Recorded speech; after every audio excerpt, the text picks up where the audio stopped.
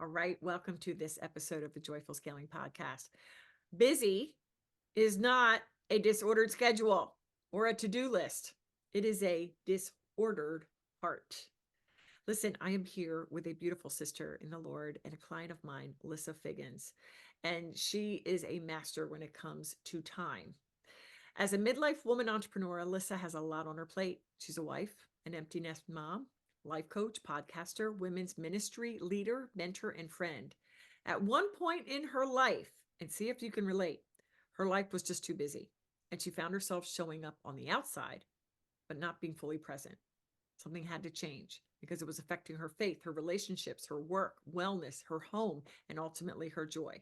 Now, as a Christian time management coach, priorities protector, I love that title, recovering should do list girl, and the founder of Redeem Her Time Coaching, Lissa's mission is to inspire and equip Christian women entrepreneurs to go from busyness to fruitfulness in midlife and business. What she loves most is helping women like you discover that you really do have all the time you need for what God has called you to. Lissa is also a client of mine who just had her best launch ever. She literally more than 7x her investment in just about 2 months inside the Joyful Six Figures Accelerator. So let's welcome Lissa to the show. Thank you. Thank you. It is such an honor to be here. Yeah, I can't wait to dive in. Why don't you take us through your background? What led you here to doing this important work for midlife Christian entrepreneurial women? Yeah. It's such a great thing to look back and see the journey that God has taken us on and to see how he perfectly ordained so many different things in our life to equip us for what he's called us to.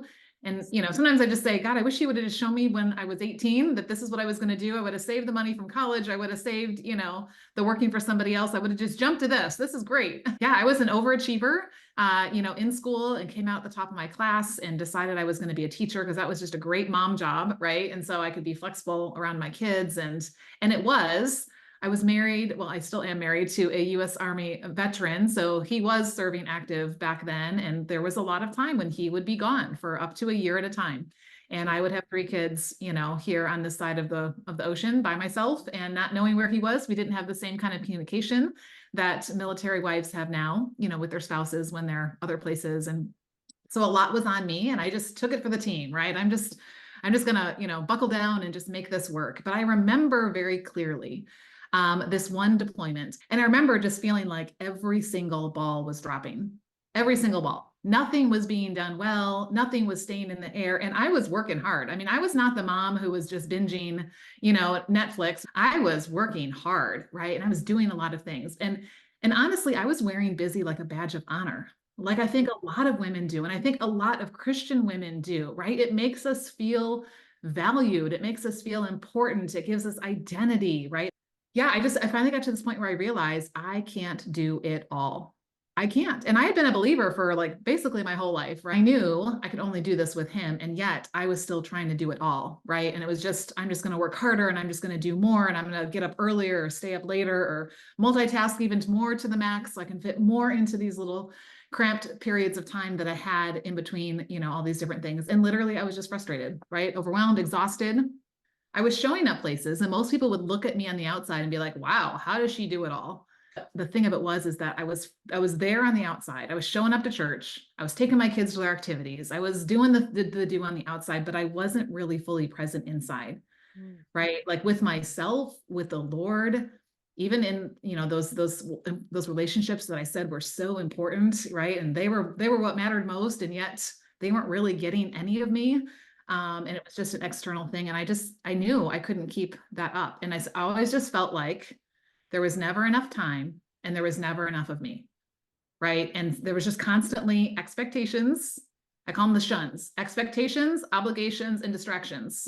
And so I wish I could say, yeah, I've been doing this all right. But it really took me getting to that place of like, I give, I can't do this anymore. Lord, take me away. But yeah, just God, what does this look like? And what do you have for me? And how do you want me to live? And it really started shifting where my focus was, what my priorities were, what my purpose was.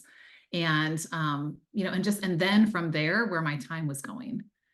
And one of the things that I kept hearing over and over again was, I'm busy. Life is busy.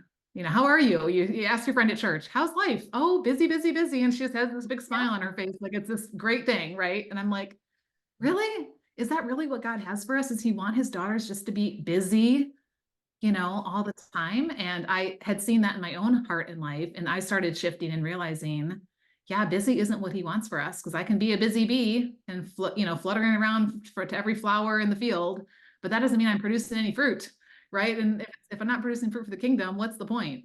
But this idea of busyness and replacing it with fruitfulness, I know is a part of your methodology. So I would love for you, if you don't mind, to kind of give us an overview of all those years of learning once that finally realized, and then the Lord, I'm sure, revealing for you, this is what I have for Mm, you, Lissa. right. Just tell me about that. Well, I think that our busyness, like it really comes from like a desire to have significance and to, do something. And we tend to, I think, especially as humans, we tend to see the lack, right? And we see how little time we have, how little strength we have, how little energy we have, right? And so time is another one of those areas that we keep focusing on the lack of what we don't have. And we say things like, if I had time, right? Or when I have time, or if only I had time, right? And it doesn't sound like we're complaining, but really, ultimately, we kind of are, and we have a wrong perspective on that. And here's what happens, and here's what I fell into. And I think a lot of women do this as well, is the gurus out there tell us you just need to be more organized, right? So if you organize your calendar and you've got color-coded time blocks and, everything's going to be great. We all know, like, for example, we organize that closet and what happens? It doesn't stay organized. It goes from order to disorder. It is the law of entropy. Like nothing is going to stay like that, right? And the same thing happens when it comes to our time. And so just trying to organize it better isn't fixing the problem, because that's really not the root issue. The root issue is my heart and what I'm ordering it around, right? Am I ordering around trying to, squeeze every little morsel out of every moment that I can, to make me look good or feel good, or to feel like I've accomplished more, checked all the boxes, or done the big thing, or whatever, or am I really seeing my purpose in this bigger picture of what God's created me for and what this is all building towards, right? And what that looks like. And so really just going, yeah, our time is not something we need to be chasing. It's actually something we need to be receiving. It is Ooh. a gift from the Lord. And so I think when we see our time as a gift, right? Like God is gifting me another 24 hours. Do I really see? Am I dependent on him like the Israelites were for that manna, around my time, and then when it's a gift, and we know that ultimately it's not just for us, it's to build his kingdom. Now we become stewards of it, right? So now I've received the gift. Now I'm stewarding the gift, investing the gift. I'm not going to frivolously waste it on all these random things that we waste all of our time on in these days, because I know it's building towards something bigger. That's just so, just drink that in, ladies. Go back and rewind this right now. That is just so good. I equate with time productivity, Hmm. right? And by that, I mean that we can spend an hour being very productive and getting something done, or we can spend an hour kind of getting ready to get ready to get ready. And all of a sudden we're like, wait, I didn't even accomplish anything. So I was just curious what comments you had on that, because I think time and productivity, we think they go together, but not necessarily in that Not regard. necessarily. So I've coined the phrase purposivity, right? Because productivity is I'm just trying to produce more, which there is a healthy kind of productivity, right? We want to produce things in our business, but am I being purposeful with my time, right? Mm. That's different than I'm just being productive and doing something, right? I think, and one of the things that I really talk with women around is multitasking is what they tell us to do to be more productive. It's really our kryptonite. It really weakens us because it spreads us so thin that no one and nothing gets enough of us to really make any difference. And Mm. wouldn't the enemy love to keep us ineffective and spread way too thin, right? Oh my gosh. Okay. You're blowing me away with these mic drop moments. That's it. Multitasking is our kryptonite. You jumped in to the Joyful Six Figures Accelerator. I think it was January 25th. It was really recent. And talk about some of the challenges you were experiencing. You just finished someone's program and you told me that it was really great for that, but that you felt like you were missing something. Tell me about kind of that period. Yeah, yeah. So it was the end of September.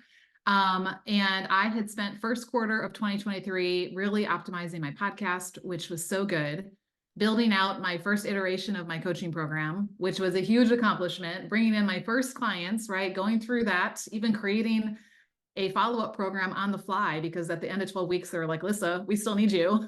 So like, okay, Lord, what do I do with them now? Right. And I literally was at this point where I was ready to kind of like expand a little bit of what I was doing, but I was just thinking like this much, right? And so I remember getting on a call with you, right? And I had this all laid out. I'm already working with my website designer. I've got it all mapped out and the web page is almost ready to go live. And I was looking at this and you just looked at me and you were like, Lissa, this is so much bigger than that. And what are you believing that God can do? Right. And so I remember kind of, you really challenging me on what this could be versus I felt like I had to stay inside this box of, well, this is how big my audience is, and this is how much experience I have, and this is whatever. So I can only charge this much and offer this. And you really just helped me to see beyond that. And it all started with believing, yeah, that God had equipped me for this and that I was the expert who could help women get the transformation they weren't getting from anywhere else. Like you said, right? All the experts and things they've tried, the programs, the planners, the All Start Monday or January 1st plans that weren't ever working or lasting. And that I really could be that person. And it blossomed literally almost overnight into a 12-month experience that women are so excited to be a part of. And I'm starting all of that now here in the new year, and just, yeah, super excited about where that's going. And it just crazy how fast it went from like 0 to 60, even with what I had going. Yeah. So I want to give just a little bit more context. Some of the things we did together is we got really clear on your best client. I think you had a pivot with that. Yeah. We kind of expanded a little bit or refined your offer, including increasing the price. And then, we just kind of, I guess, got more clarity about your method. You had a beautiful methodology, and now we really went all in. So tell me your perspective on that, on these tweaks, which really are relatively minor, but they made a world of difference. Well, it's interesting. I remember coming on that call with you. I just come through your 5-day workshop series. And I came on already deciding I wasn't going to say yes. I was already deciding I can't. And I have a legit reason. My husband is rowing the ocean as we speak, and he is taking a leave of absence from work to do it. And so, yeah, we're not getting that income for some time that he's gone.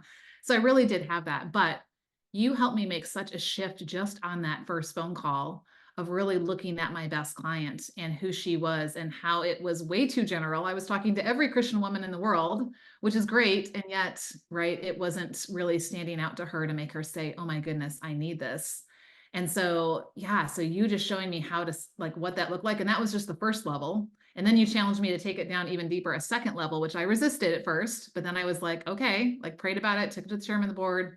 Okay, I could see this. And then it just like, as soon as I was willing to let go of that, it's like the floodgates opened, right? And then it was just like the Holy Spirit was just downloading all the ideas and all the things that needed to be part of it to help her with her specific needs, instead of trying to be this plain vanilla, and serve everybody. Right, right. And so you just came off a beautiful launch, and I want you to talk about this, and I do want to set this up. So Lissa shared with me recently that until she jumped into the program, she made about 5K.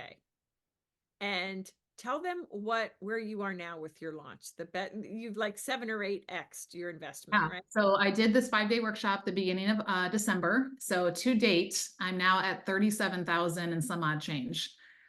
Just from that. Yeah. Right. And like that's in less than a month, right? Less than a month, but it was getting clear on who it was, what it was, and then what's going to give her the best transformation experience. And not being afraid, because I did have somebody say 12 months, really? Who's going to commit to that? And I said, you know what? The person who really wants to finally change the fact that she's tired of being busy all the time and not really getting anywhere in her life or her business. She knows it's going to take time because she didn't get there overnight, and she's not going to fix things overnight either. That's right. That's right. Oh my gosh, so good. So $37,500. And you can tell me if this is going too deep, but you shared it with your husband. I don't know how you guys are communicating when he's literally roaring on some ocean or something, but you shared with him what's happened in your launch, almost a $40,000 launch. And for those that have husbands out there that may be doubtful, because maybe your husband was also doubtful about this, what is he saying now?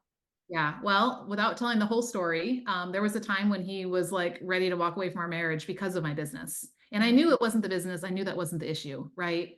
And so it was really hard because not only was he not supportive, he was very antagonistic for a long period of time. And I just kept trusting the Lord and kept going to the Lord. And so, yeah, today when he called in the sat phone and he's like, I'm praying for you. I know you're working really hard at this business. And I was like, yeah. And guess what? One more person came in today and here's where we're at now. And he just started crying. And he's just like, I'm so proud of you. You are working so hard. And yet it's not just me, right? It's the Lord and it's the wise women like you that I have around me. And so just, to hear him in that other place, now he's got a lot of time to talk to the Lord while he's rowing across the Atlantic Ocean. So let's be honest, right? But yeah, to hear him say that and just really applauding what's going on and seeing the diligence that's being put in, the fruit that is coming out of it. And what he said too, I didn't tell you this earlier, but he goes, I know you're making a difference in their lives. Whereas before he was always like, why do you spend more time with complete strangers than you do your own family? Was that. And so for him to see this is making an eternal difference, like, yeah, keep going. So So good. So good. So what has it been like you jumped in and you had some hesitation too, but look what you've done in just a couple of short months. So what has made all the difference in this shift, both in your thinking and in the way you show up as a CEO and an expert and in the revenue that's generated? Why are you being so successful? well, I thought that the answer was going to be you were going to give me the right formula and the right step by step and all of that. And while you have given me a lot of that, right, there has been a lot of that. The deeper work has been the belief in who I am in Christ, but also who I am as an expert, as a time management coach, and what sets me apart from every other time management coach that's out there that's, just focusing on a calendar or a to do list or a spreadsheet or whatever else. So I think that belief piece and I firmly believe find someone who's further down the road, right? Ideally, where you want to get to next. And when they tell you to do something, block out the other noise. So I unfollowed podcasts. I got myself off other email lists from other people that I'd been following. And I was like, I'm all in, right? Like, what is it that I need to do? And I just leaned in and listened and applied and did it. And sometimes I didn't have every detail figured out, but that's okay. I just trusted the Lord was going to guide that as I went. Even up until like the week before, I was going to do everything recorded, and God said, nope, do it live. And that was the best decision I could have ever made because it brought the interaction and it brought that connection with the people who joined me for that. And even those who watched and listened to the replays. So, yeah, it's just been a lot of walking by faith and like, okay, I'm just going to trust the process and trust those who are ahead of me like you. Yeah, I will say the faith aspect. I bet any money that you feel closer to Christ now than For you sure. did even. Yeah, and I know you love the Lord Jesus Christ with all your heart, and it's the incorporating him, not only just kind of making him a part of the business. He is the business. He is the Mhm. center of the business, and so that makes all the difference. And then what you said, I didn't think I'd talk about this, but now that you raised it, I believe that when we straddle more than one methodology, we're really reducing the percentage of time that it's going to work, because then we get confused. My process works, and Lissa is a testament to that. Okay, let's just talk for just one more second about the experience inside. What is that like being in a community of believers? And talk a little bit about the one-to-one touch that you got with me inside. Yeah. Well, I mean, especially as a solopreneur who's doing a lot of things behind a screen, it's very easy to feel like you're alone. And so I think having a group of like-minded women who we've all got our own, businesses we're growing and everything looks a little bit different. And yet there's this connection that's been super helpful. And one of the things I've really loved is just the time and attention that you have given to me, even inside of the group, right? Where I have submitted things for your feedback and gotten a 20-minute, reply via a video of what your thoughts and ideas and things like that were. Or where I've worked through, one of the belief maps and submitted that to you, and you took the time to really help walk me through that and take. It wasn't just, oh, great job, Lissa, and just a quick thing for me. It was really taking the time to go into it and really to understand and know who I am and what my business is, so that you can really help me on a personal level, and not just be like, well, just do the module, right? Like sometimes it's just, yeah, we just make it so cookie cutter for everybody. Yeah. And I know you had mentioned earlier that you had worked with other coaches. What would be, just one or two things that you found different in this experience with me inside the accelerator? Yeah, well, I think that personal touch is the biggest thing, because when you're in so many of these programs, like half the time you never even talk to the coach. I was in one where I did have opportunities inside of a group setting to have some interaction there, but it wasn't the same as getting some one-on-one, type of things. And that person really understanding exactly where I was in my business and what my goals were and how what the process was that I was learning directly applied to what I was doing. And so yeah, the fact that you take the time to understand that and to help us right where we're at really just is head and shoulders above just here's my great program that, has worked for thousands of people. Come, jump in the pond with everybody else. Thank you for that, because I will always hold true that that's the differentiator. By God's grace, I have a brain that holds a lot of information and I remember stuff and I know all of my clients. And as you said, I know your businesses. I have to. I feel like I need to do that. I need to know that much in order to best guide you. Because, like you said, every business is different. It is not, I do not do cookie cutter. There are some basic principles and things, but in order for me to help you create a launch different than somebody else, I need to know your goals and all that. So that's wonderful. Lissa, thank you so much for sharing here on the show.